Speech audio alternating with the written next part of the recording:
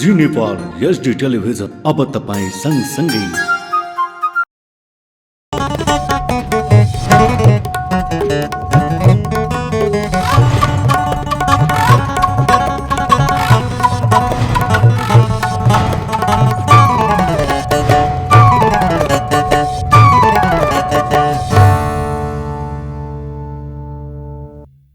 नमस्कार, जी नेपाल न्यूजमा यहाँहरूलाई स्वागत छ। म कविता चापागाई।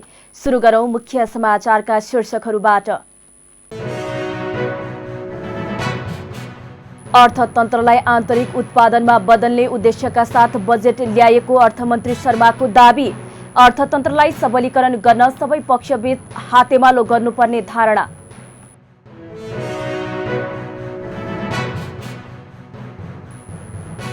बच्चालाई आमाको स्तनपान गराउन शिक्षित वर्गले नै व्यवस्था गरेको स्वास्थ्य मन्त्री खापुङको भनाई। स्तनपान सम्बन्धी कार्यक्रमहरू प्रभावकारी हुन नसकेको आरोप।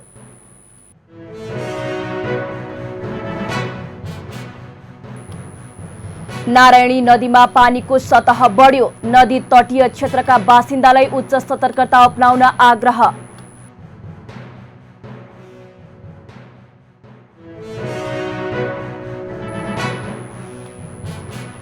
अमेरिकी सभामुख पेलोसीले ताइवान भ्रमण गरे, सैन्य हमला गर्ने चीनको चेतावनी। पेलोसीले चीनिया नेतृत्वको आलोचना गरेको आरोप।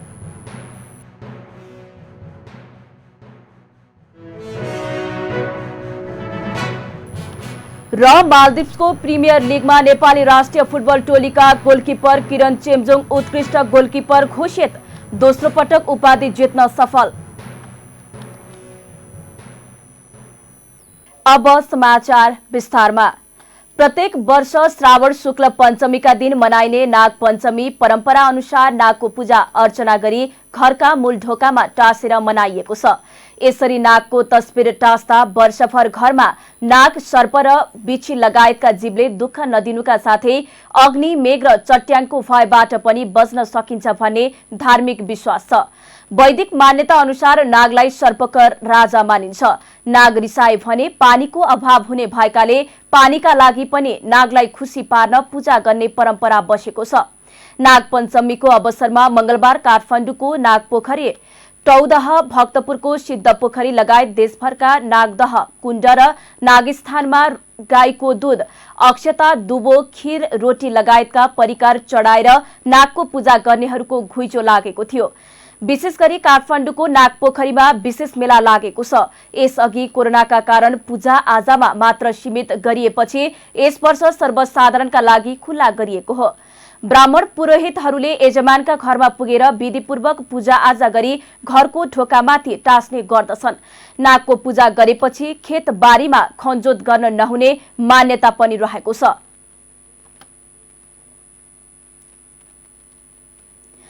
प्रधानमन्त्री शेरबहादुर देउवालाई ज्योतिषी नरेश चन्द्र रिजालले संघीय तथा प्रदेशसभा निर्वाचनका लागि मंसिर 4 को मिति उपयुक्त हुने सुझाव दिएका छन्।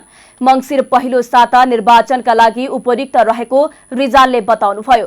मंसिर 10 पछि शुक्ल पक्षको समय रहेकाले निर्वाचन गर्दा थोरै समस्या हुन सक्ने बताउनुभयो। मंसिरको पहिलो साता उपयुक्त छ, त्यसमा मंसिर 4 सबैभन्दा उत्तम दिन हुने बताएका छन्। मंसिर 4 एकादशी र 2 पुष्कर योगको दिन परेकाले सर्वाधिक राम्रो दिन रहेको रिजालले बताउनुभयो।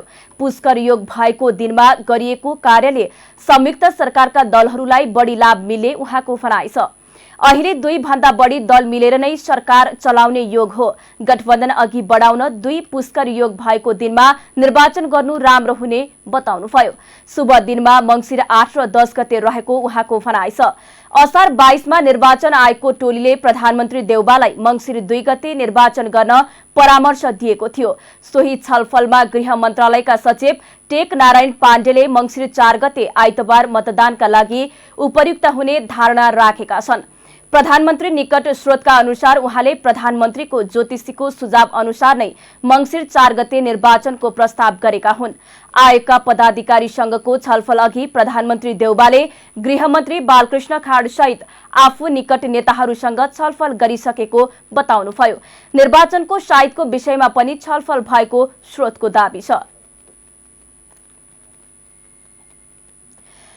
अर्थमन्त्री जनार्दन शर्माले आयातमा भर परेको अर्थतन्त्रलाई आन्तरिक उत्पादनमा बदल्ने उद्देश्यका साथ बजेट ल्याएको बताउनु भएको छ। 30औं किसान शहीद दिवस तथा 69औं भीमदत्त पन्त स्मृति दिवसका अवसरमा मंगलबार काठमाडौँमा आयोजित कार्यक्रममा अर्थमन्त्री शर्माले आन्तरिक उत्पादन बढाउनकै लागि सहुलियतपूर्ण ऋण, किसान पेन्सन लगायतका योजनाहरू बजेट मार्फत ल्याएको समेत बताउनुभयो। आजको राष्ट्रियता भनेको सबल र आत्मनिर्भर अर्थतन्त्र भएको भन्दै उहाँले उत्पादन क्षेत्रमा लाग्न आह्वान गर्नुभयो। उहाँले आत्मनिर्भर हुनका लागि भूमिहीनहरूलाई जमिन उपलब्ध गराउने, पुँजी नहुनेहरूलाई पुँजी उपलब्ध गराउने, औजार नहुनेलाई औजार उपलब्ध गराउँदै र श्रमिकहरूलाई दक्षता प्रदान गर्नका लागि सरकार प्रतिबद्ध रहेको धारणा राख्नुभयो। मन्त्री शर्माले देशको अर्थतन्त्रलाई सबलीकरण गर्न सबै पक्षबीच हातेमालो गर्दै अघि बढ्नुपर्ने बताउनुभयो। वृद्धि गर्न सकिन्छ। आज निर्यात आयातमा भर परेको अर्थतन्त्रलाई आज हामी एउटा आन्तरिक उत्पादनमा आधारित अर्थतन्त्रमा बदल्न सकिन्छ भन्ने उद्देश्यका साथ अहिलेको यस वर्षको बजेट पास भएको छ। त्यस बजेटले किसानका महत्त्वपूर्ण भूमिकालाई अझ माथि उठाउने प्रयत्न गरेको छ। किसान अघि भर्खरै भन्नुभयो लघुवित्तहरूको पीडा, लघुवित्तहरूले अब सहुलियत ऋण दिनुपर्छ भन्ने कुरा आज संसदले पारित गरेको छ। लघुवित्तहरूलाई त्यही खालको पुनर्संरचना गरेर दिने, किसानहरूको घर खेतमा गएर ऋण लगानी गर्ने, सहुलियत ऋण लगानी गर्ने राज्यको तर्फबाट गर्ने कुराहरू अगाडि बढाइएको छ। किसानहरूलाई पेन्सनको कुराहरू अगाडि बढाइएको छ र कृषि उत्पादनका लागि आवश्यक तालिम, आवश्यक प्रविधि, कृषिमा आधारित उद्योगहरूलाई विकास गर्ने र देशलाई कृषि उत्पादनमा आत्मनिर्भरता, औद्योगिक उत्पादन मार्फत आयातलाई प्रतिस्थापन गर्ने कुराहरू लिएको कुरा यहाँहरूलाई म फेरि पनि भन्न चाहन्छु। यो कुरा आजको राष्ट्रियता भनेको के हो? सबल अर्थतन्त्र हो। आजको राष्ट्रियता भनेको आत्मनिर्भर अर्थतन्त्र हो। हामी अहिले पनि तरकारी निर्यात गरेर आयात गरेर खाइरहेका छौँ, जबकि यो देशले निर्यात गर्नु पर्दथ्यो। त्यसकारणले हामी राष्ट्रियताको कुरा गर्दा आज उत्पादन क्षेत्रमा वृद्धि हामी लाग्नुपर्ने, सबै लाग्नुपर्ने र सबैलाई आह्वान पनि मैले गरेको छु कि सबै हामी उत्पादन क्षेत्रमा लागेर हाम्रो देशलाई आत्मनिर्भर बनाउने कुरामा हामी लाग्यौँ भने र सामाजिक न्यायलाई स्थापित गऱ्यौँ भने भीमदत्त पन्तले देखेको सपना त्यही नै हो। त्यो सपनालाई हामी पुरा गर्न सक्छौँ। परिवर्तनको कुरा सापेक्षिक रूपले अगाडि बढ्छ। एउटा चरणमा एक ढङ्गले अगाडि बढ्छ भने अर्को ढङ्गले अगाडि बढ्छ। आजको परिवर्तन हामी आत्मनिर्भर हुनका लागि, उत्पादन वृद्धि गर्नका लागि, आज भूमिहीनहरूलाई जमिन उपलब्ध गराएर उत्पादनमा जोड्नका लागि, आज पुँजी नहुनेहरूलाई पुँजी उपलब्ध गराएर उत्पादनमा जोड्नका लागि, औजार नहुनेहरूलाई औजार दिएर उत्पादनमा जोड्नका लागि, श्रमिकहरूलाई दक्षता वृद्धि गर्नलाई तालिम दिएर श्रममा जोड्नका लागि र सबै नेपालीहरूलाई राष्ट्र निर्माणमा गोलबन्द भएर अगाडि जानका लागि हामी आह्वान गर्नुपर्छ र हातेमालो गर्नुपर्छ। कार्यक्रममा मन्त्री शर्माले किसान शहीद परिवारलाई सम्मान गर्नुभएको थियो। स्वास्थ्य तथा जनसंख्या मन्त्री भवानी प्रसाद खापुङले बच्चालाई आमाको स्तनपान गराउन शिक्षित वर्गले नै व्यवस्था गरेको बताउनु भएको छ। विश्व स्तनपान सप्ताहका अवसरमा परोपकार प्रसूति तथा स्त्रीरोग अस्पतालले मंगलबार काठमाडौँमा आयोजना गरेको कार्यक्रममा मन्त्री खापुङले हरेक बच्चाले आमाको स्तनपान गर्न पाउने नैसर्गिक अधिकार भएको भन्दै उनीहरूको अधिकार हनन गर्न नहुने पनि बताउनुभयो। उहाँले धेरै स्वास्थ्य संस्थाहरूले पनि स्तनपानको विषयमा विभिन्न कार्यक्रमहरू ल्याउने गरे पनि प्रभावकारी हुन नसकेको धारणा राख्नुभयो। स्तनपान गराउनेको संख्या कर्णाली प्रदेशमा धेरै देखिएको र बागमती प्रदेशमा स्तनपान गराउनेको संख्या कम देखिएको उहाँले बताउनुभयो। उहाँले स्तनपान कम गराउने कारण पत्ता लगाई प्रभावकारी गराउनु पर्ने बताउनुभयो। सञ्चार माध्यमहरूले पनि प्रचार प्रसार गर्दै आएका छन् र मलाई के लाग्छ भन्दाखेरि यहाँ केही तथ्याङ्क पनि प्रस्तुत भयो। यो स्तनपान गराउने जुन चाहिँ सङ्ख्या छ त्यो चाहिँ अलिकति कर्णाली प्रदेशमा अलि धेर देखियो। अनि अब बट्टाको खानेकुरा खुवाउने र चाहिँ स्तनपान कम गराउने सङ्ख्या बागमती प्रदेशमा देखियो। अब यो चाहिँ मलाई अचम्म के लाग्यो भने अब यो विकास निर्माणको अग्रसरतामा सबभन्दा पछि देखिने कर्णाली, अनि त्यो चाहिँ यहाँ चाहिँ अघि देखियो। यसको मतलब अब कर्णाली प्रदेशका जनतालाई त धन्यवाद भन्नुपर्ने भयो। त्यस पछाडि त्यसको साथसाथै अब बागमती त अब काठमाडौँ राजधानी पनि यहीँ परेको, बागमती मध्ये पनि सबभन्दा कम स्तनपान गराउने काठमाडौँमै होला।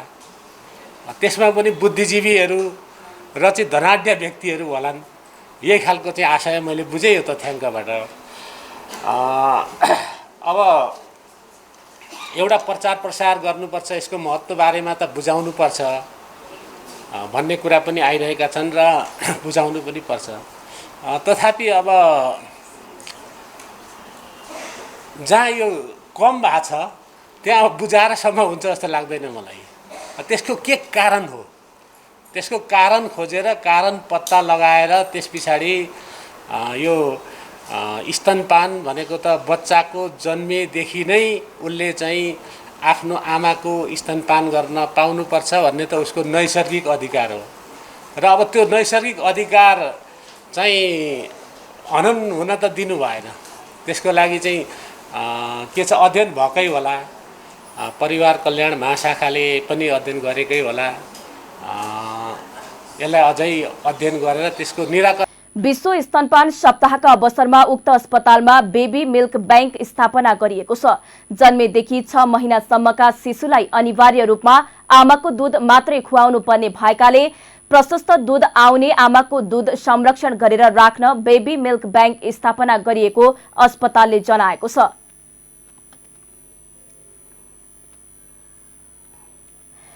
प्रधानमन्त्री शेरबहादुर देउवाले लोकतान्त्रिक समाजवादी पार्टी लोसपालाई पनि सरकारमा सहभागी गराउने तयारी गर्नुभएको छ।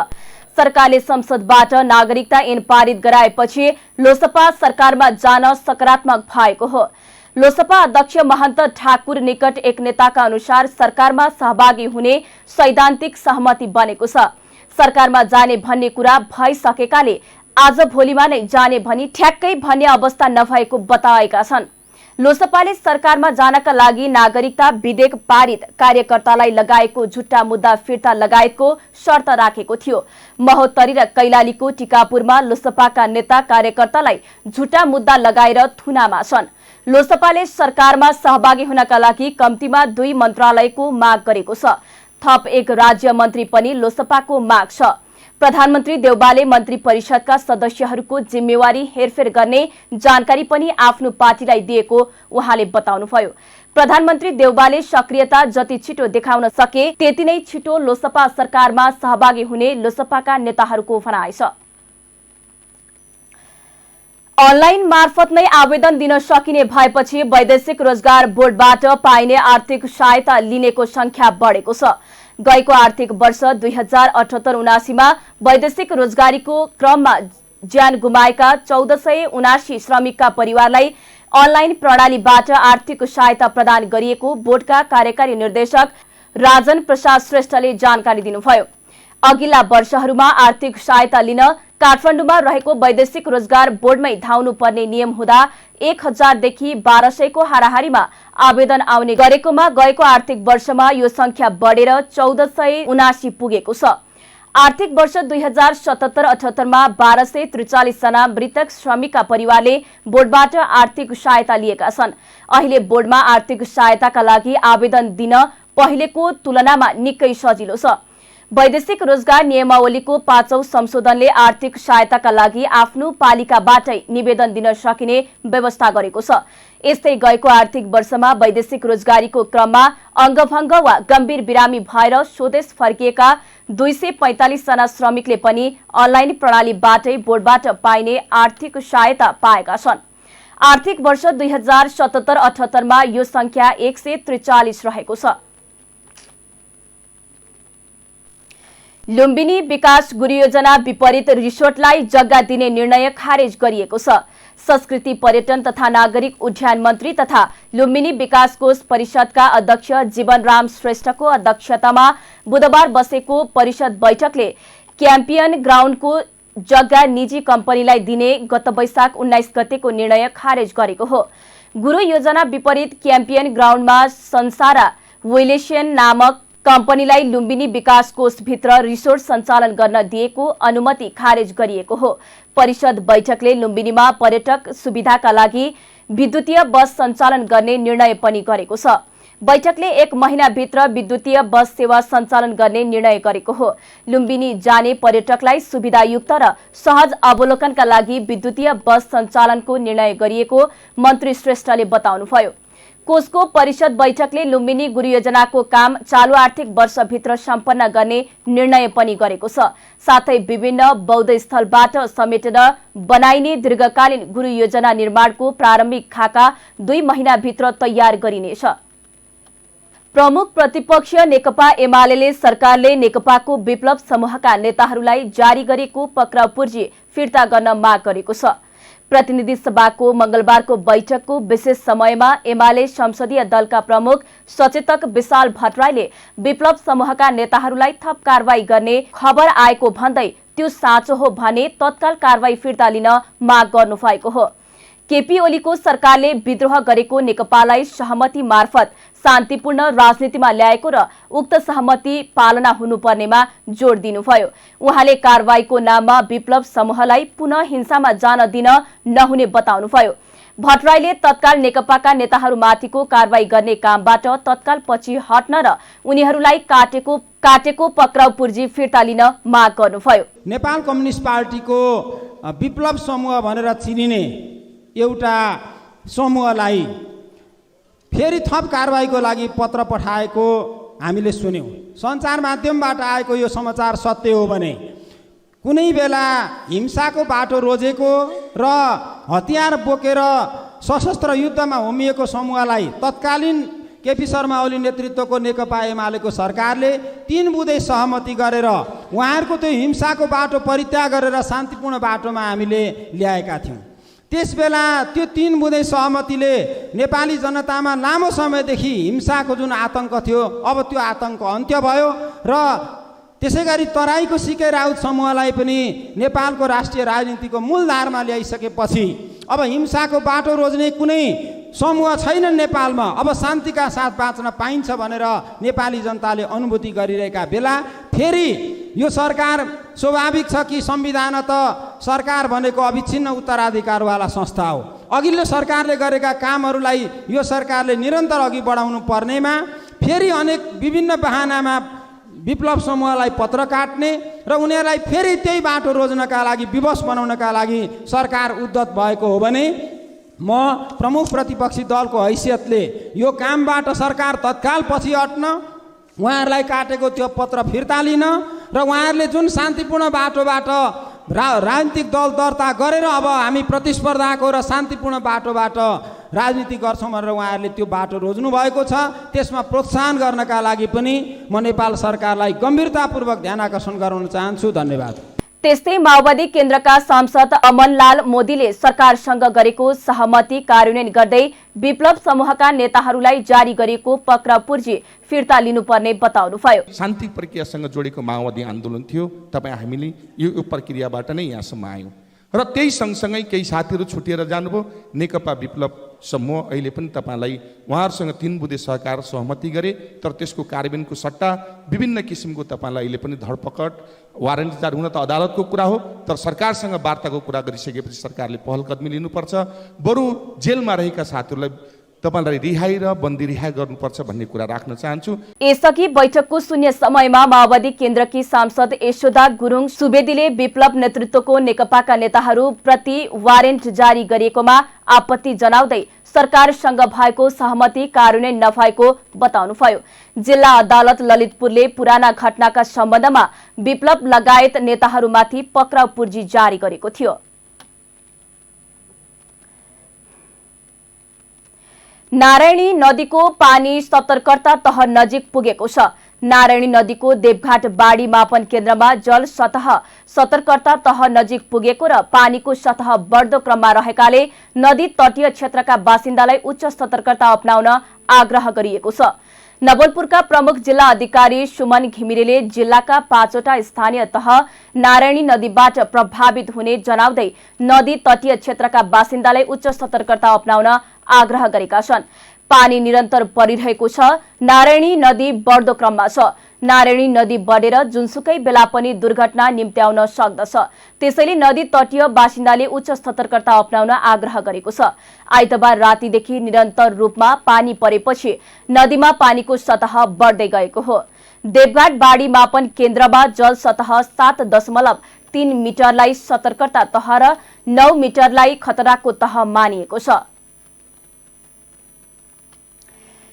नेपालमा थप 814 जनामा कोरोना संक्रमण पुष्टि भएको छ। देशभर गरिएको 2762 पीसीआर परीक्षणका क्रममा 509 जना र 2653 एन्टिजेन परीक्षणका क्रममा 305 जनामा कोरोना संक्रमण पुष्टि भएको हो। कोरोनाका कारण मंगलबार कसैको पनि मृत्यु नभएको स्वास्थ्य मन्त्रालयले जनाएको छ। त्यस्तै थप 279 संक्रमित कोरोना मुक्त हुँदा हालसम्म नेपालमा 9,70,625 जना निको भएका छन्। हाल नेपालमा 5,144 सक्रिय संक्रमित आइसोलेसनमा रहेको मन्त्रालयले जनाएको छ। इलामको चुरे क्षेत्रका स्थानीय बासिन्दाको प्रमुख नगदे बालीको रूपमा सुपारी खेती देखिएको छ। समथर मात्र नभएर यहाँको पहाडी भूभागमा पनि प्रशस्तै सुपारी उत्पादन हुन थालेकाले कृषकले अन्य खेती मासेर सुपारी लगाउन थालेका हुन्। आमदानी बढाउनका लागि स्थानीय स्तरमा नै सुपारी प्रशोधन गरी बिक्री गर्न घरेलु उद्योग सञ्चालन गर्न आवश्यक रहेको छ। इलामको चुरे क्षेत्रमा अहिले व्यावसायिक रूपमा सुपारी लगाइएको छ। राम्रो उत्पादन हुने भएपछि जिल्लाको रोड गाउँपालिका, चुलाचुली गाउँपालिका, माई नगरपालिका र माङसे बुङको दक्षिणी क्षेत्रमा सुपारी खेती गरिएको हो। अझ पछिल्लो समय सम्बन्धित पालिकाले पनि बिउ बिजन लगायत प्राविधिक सहयोग पुर्याउन थालेपछि कृषकले सुपारी खेती विस्तार गर्ने क्रम बढ्दो छ। बहुवर्षे बालीको रूपमा सुपारी खेती गरेर एकै बोटबाट 50 केजीसम्म सुपारी उत्पादन गर्न सकिने किसानहरूको अनुभव छ। सुपारी खेतीले तरकारी र अन्य बालीलाई क्षति नपुर्याउने र छहारीको काम गर्ने भएकाले पनि कृषकको आकर्षण बढेको हो। चुरे क्षेत्रका किसानले वार्षिक रूपमा सुपारी बेचेर 50,000 देखि 5 लाखसम्म आमदानी गर्ने गरेका छन्। कम लगानी र मेहनत पनि थोरै लाग्ने भएकाले कृषकको रोजाइमा परेको सुपारी खेतीबाट अझ आमदानी बढाउन स्थानीय स्तरमा नै सुपारी प्रशोधन गरी बिक्री गर्न घरेलु उद्योग सञ्चालन गर्न आवश्यक रहेको देखिन्छ। अब अर्थ समाचार। शेयर बजार परिसूचक नेप्से आज सामान्य रूपमा घटेको छ। मंगलबार 3.81 अंकले घटेर 2193.43 बिन्दुमा झरेको छ। आज बैंक, विकास बैंक, होटल, बीमा, अन्य र लगानी समूहको शेयर घटेको छ। व्यापार, जलविद्युत, फाइनान्स, उत्पादन, लघुवित्त र म्युचुअल फण्ड समूहको शेयर भने सामान्य बढेको छ। नेप्सेसँगै कारोबार रकम पनि घटेको छ। हिजो सोमबार 4 अर्ब 67 करोड रुपैयाँको शेयर कारोबार भएकोमा आज 217वटा कम्पनीको 78,13,000 किता शेयर 3 अर्ब 29 करोड 32 लाख रुपैयाँमा कारोबार भएको छ। सबैभन्दा धेरै शिवम सिमेन्टको 29 करोड 32 लाख रुपैयाँको शेयर किनबेच भएको छ। आज राष्ट्र उत्थान लघुवित्तको शेयर 4% भन्दा धेरैले घटेको छ। विन्ध्यवासिनी हाइड्रो, सामलिङ पावर र हिमाल दोलखा जलविद्युत कम्पनीको शेयर भने 10%ले बढेको छ। एक महिनाको अवधिमा इन्डियन आयल कर्पोरेसनबाट प्रति लिटर पेट्रोलमा 32 रुपैयाँ 56 पैसा घटेर आएको छ। आईओसीबाट भाव बढेर आउँदा स्वचालित मूल्य प्रणालीका नाममा तत्काल भाव बढाउने नेपाल आयल निगम भने पछिल्लो एक महिनामा लगातार 2 पल्ट भाव घटेर आएको छ। भारतबाट मूल्य घटेर आए पनि निगमले भने अझै पेट्रोलियम पदार्थको मूल्य समायोजन गरेको छैन। टिभी जर्नलिस्ट करुणा लामिछानेले तयार पार्नु भएको एक रिपोर्ट। एक महिनाको अवधिमा इन्डियन आयल कर्पोरेसन आईओसीबाट प्रति लिटर पेट्रोलमा 32 रुपैयाँ 5-6 पैसा घटेर आएको छ। आईओसीबाट भाव बढेर आउँदा स्वचालित मूल्य प्रणालीका नाममा तत्काल भाव बढाउने नेपाल आयल निगम भने पछिल्लो एक महिनामा लगातार 2 पल्ट भाव घटेर आएको छ। आईओसीले नेपाललाई बिक्री गर्ने पेट्रोलियम पदार्थको मूल्य घटाएर पठाएको यो दोस्रो पटक हो। प्रत्येक अंग्रेजी महिनाको पहिलो तथा 15औं तारिकमा आईओसीले इन्धनको नयाँ मूल्य निर्धारण पठाउने गरेको छ। अन्तर्राष्ट्रिय बजारमा कच्चा तेलको मूल्य घट्न थालेपछि यसपटक 16 जुलाई तथा 1 अगस्त गरेर 2 पटक आइओसीले नेपालका लागि मूल्य घटाएर पठाएको छ। आइओसीले 1 अगस्तमा पठाएको नयाँ मूल्य सूची अनुसार प्रति लिटर पेट्रोलमा 16.80 रुपैयाँ तथा डिजेल र मट्टीतेलमा 12.45 रुपैयाँले घटाएको छ भने यसअघि गत 15 जुलाईमा पनि आइओसीले पठाएको मूल्य सूचीमा प्रति लिटर पेट्रोलमा 15.76 रुपैयाँ र डिजेलमा 16.56 रुपैयाँले घटाएको थियो। तर भारतबाट मूल्य घटेर आए पनि निगमले भने अझै पेट्रोलियम पदार्थको मूल्य समायोजन गरेको छैन। यसअघि मूल्य घटेर आउँदा पनि निगमले अझै प्रति लिटर पेट्रोलमा 14.19 रुपैयाँ तथा डिजेल र मट्टीतेलमा 21.92 रुपैयाँ घाटा नै रहेको जनाउँदै मूल्य समायोजन गरेको थिएन। तर 1 अगस्तको मूल्यका अनुसार निगमलाई प्रति लिटर पेट्रोलमा 2 रुपैयाँ भन्दा बढी नाफा हुन्छ। डिजेलमा भने अझै घाटा रहेको निगमको दाबी छ। अन्तर्राष्ट्रिय बजारमा प्रति ब्यारेल 159 लिटर कच्चा तेल गत वर्षको 123 अमेरिकी डलरबाट घटेर हाल 103 डलरमा झरेको छ, जसका कारण आइओसीले पनि निगमलाई पछिल्लो 1 महिनामा 2 पटक मूल्य घटाएर पठाएको हो। तर निगमले आफ्नो घाटा बाँकी नै रहेकाले भाउ कम गर्न सक्ने अवस्था नरहेको जनाएको छ। निगमका अनुसार हाल आइओसीलाई 14 अर्ब रुपैयाँ झै तिर्न बाँकी छ। साथै मूल्य घटेर आउँदा पनि 15 दिनमा 75 करोड घाटा छ भने मासिक 1.50 अर्ब घाटा हुने निगमले जनाएको छ। भारतले पठाएको नयाँ मूल्य अनुसार निगमलाई पेट्रोलमा नाफा हुने भएकाले निगमको घाटामा सुधार हुने देखिन्छ। आयल निगमले आइओसीबाट सबै किसिमका प्रशोधित पेट्रोलियम पदार्थ किन्दै आएको छ। यसरी पेट्रोलियम किने बापत आइओसीले हरेक महिना 15 दिनमा आयल निगमलाई मूल्य पठाउने गर्छ। सोही मूल्यका आधारमा निगमले उपभोक्ता मूल्य तोक्छ। आइओसीले अन्तर्राष्ट्रिय बजारबाट किन्ने कच्चा तेलको लागत मूल्यमा आफ्नो प्रशोधन शुल्क लगायत अन्य खर्चहरू जोडेर नेपालको निम्ति बिक्री मूल्य तय गर्छ। निगमले उपभोक्तालाई हाल पेट्रोल 181 मा तथा डिजल र मट्टीतेल 172 रुपैयाँ प्रति लिटर बिक्री गर्दै आएको छ भने हवाई इन्धन आन्तरिक 190 मा बिक्री गर्दै आएको छ। हवाई इन्धन बाह्य 1.645 अमेरिकी डलरमा बिक्री गर्दै आएको छ। साथै खाना पकाउने एलपी ग्यासको उपभोक्ता मूल्य 1800 रुपैयाँ रहेको छ। इन्धनको मूल्य बढेका कारण यातायातदेखि बजार भाउसम्म सबै बढेको छ। नेपाल राष्ट्र बैङ्कको सर्वेक्षण अनुसार हाल पनि बजारमा 14% को मूल्य वृद्धि छ भने आगामी 3 महिना अर्थात् दशैं तिहारमा पनि मूल्य वृद्धि 14.2% हुने अनुमान गरिएको छ।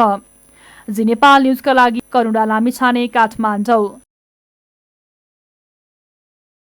चीनले अमेरिकी सभामुख न्यान्सी पेलोसीले ताइवानको भ्रमण गरेमा सैन्य आक्रमण गर्ने चेतावनी दिएको छ।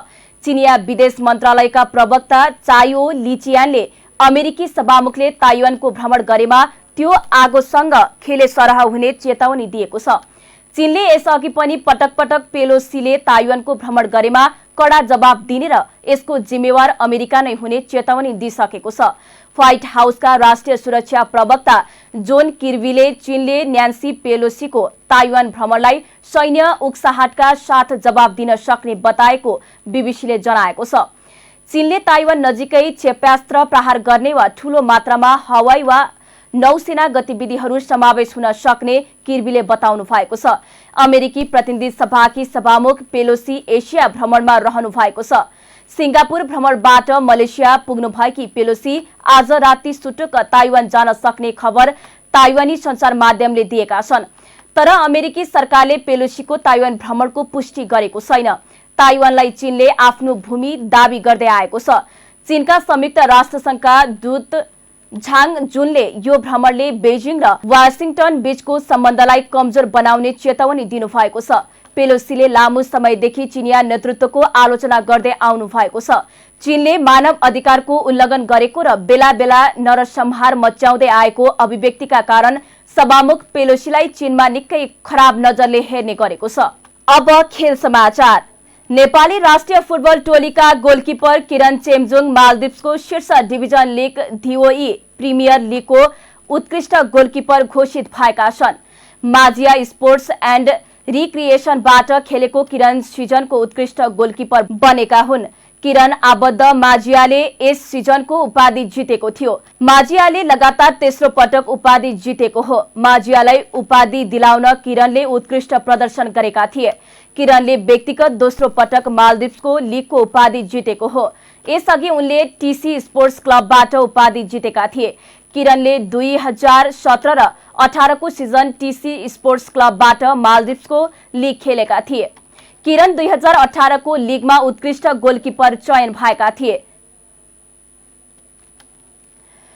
खेल समाचार सँगै हामी जी नेपाल न्यूजको अन्त्यमा आइसकेका छौं। जाँदा जाँदै मुख्य खबरका शीर्षकहरू पुनः एकपटक। अर्थतन्त्रलाई आन्तरिक उत्पादनमा बदल्ने उद्देश्यका साथ बजेट ल्याएको अर्थमन्त्री शर्माको दाबी। अर्थतन्त्रलाई सबलीकरण गर्न सबै पक्षबीच हातेमालो गर्नुपर्ने धारणा।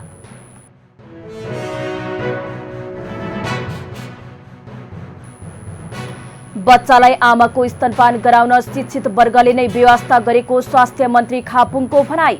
स्तनपान सम्बन्धी कार्यक्रमहरू प्रभावकारी हुन नसकेको आरोप।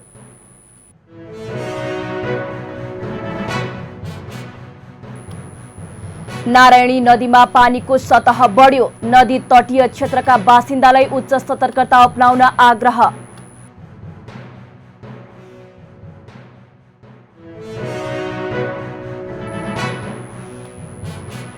अमेरिकी सभामुख पेलोसीले ताइवान भ्रमण गरे, सैन्य हमला गर्ने चीनको चेतावनी।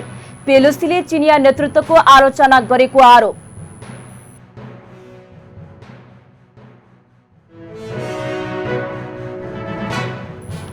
र मालदिप्सको प्रिमियर लिगमा नेपाली राष्ट्रिय फुटबल टोलीका गोलकिपर किरण चेम्जोङ उत्कृष्ट गोलकिपर घोषित। दोस्रो पटक उपाधि जित्न सफल। हवस् त अहिलेको लागि जी नेपाल एचडी न्यूज यति नै। ताजा समाचार र मनोरञ्जनका लागि जी नेपाल एचडी टेलिभिजन हेर्दै गर्नुहोला। नमस्कार।